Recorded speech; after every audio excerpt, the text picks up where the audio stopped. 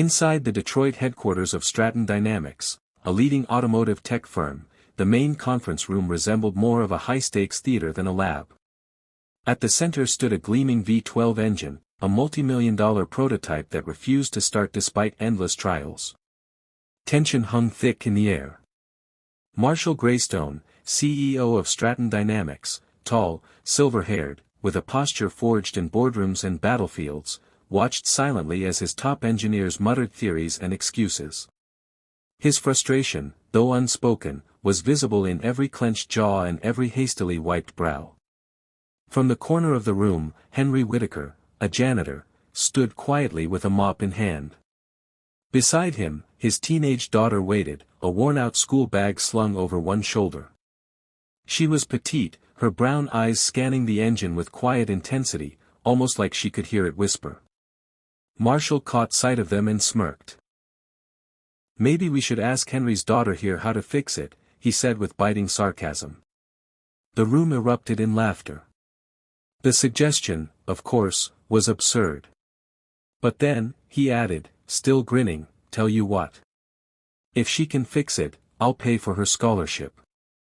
Full ride. Ivy League, even." The laughter grew louder. The girl, Ara Whitaker, stood frozen for a moment. She looked at her father, who subtly shook his head, a plea for her to let it go. But she didn't. She stepped forward. "May I touch it?" she asked, her voice almost a whisper. Marshall chuckled, mockingly bowing. "Be my guest." Phones came out. Engineers chuckled, nudging each other, capturing what they thought would be a viral joke, the janitor's daughter pretending to fix the company's crown jewel. Ara approached the engine with the kind of care reserved for living things. From her bag, she pulled out a tattered notebook, its pages crumpled and covered in dense technical diagrams. She flipped to a specific page. The room fell eerily silent. One of the engineers leaned over and whispered, "That sketch, we made that 6 months ago." "Impossible," another muttered. "How could she have it?" Ara examined the inner compartment of the engine, reached in with practiced hands, and pulled out a capacitor, nearly invisible, buried deep. From her bag, she retrieved a tiny replacement part and installed it with steady fingers. She stepped back. "Try it now," she said softly. The lead technician rolled his eyes but pressed the ignition anyway. The engine roared to life. Not sputtered. Not struggled. Roared, smooth, perfect, glorious. Silence blanketed the room again, but this time it wasn't mockery. It was awe. Ara wiped her hands on her sweater and reached for her notebook. "Where did you get those diagrams?" asked Donna, one of the senior engineers. "I drew them," Ara replied. "Impossible," someone muttered again.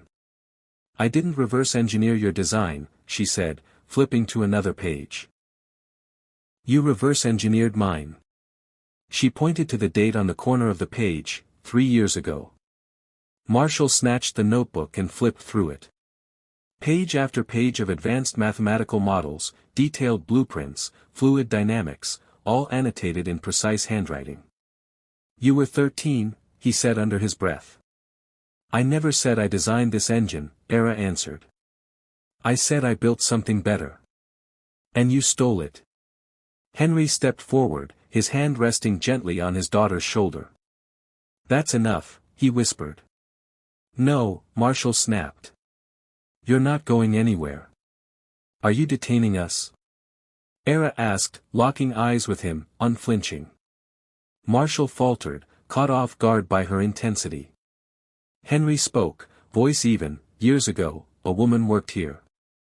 My wife. Ara's mother. Maren Whitaker."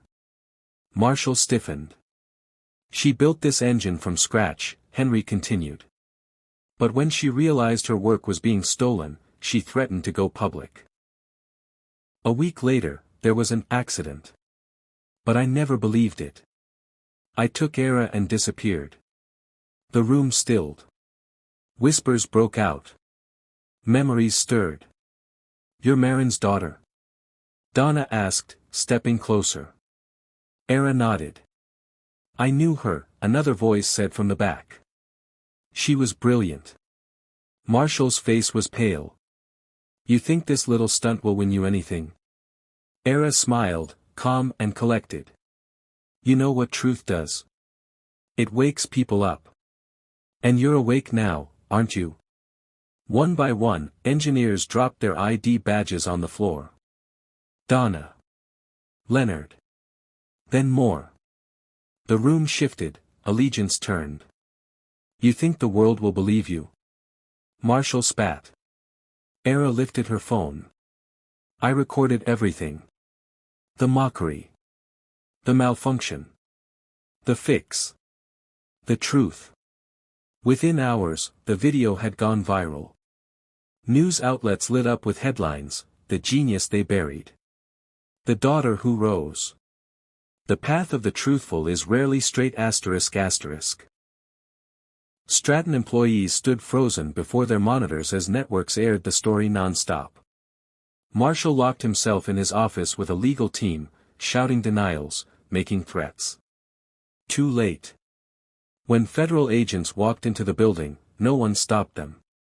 Within 20 minutes, Marshall Greystone was led out in handcuffs. The crowd outside erupted. Ara stood silently beside her father. Henry nudged her gently. Say something, he said.